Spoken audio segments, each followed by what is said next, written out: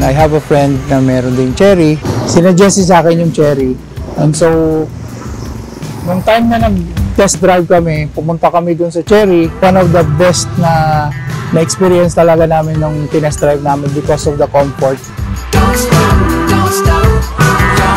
It's a very comfortable driving experience, as in kahit dumaan ka sa mga bako-bako na part ng kalsada, hindi mo mararamdaman, especially kung tuloy-tuloy lang ang takbo mo.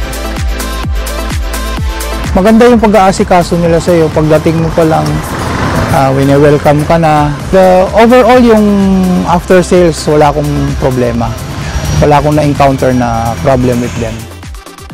So yeah, I have no problem recommending the Chery na mga sasakyan.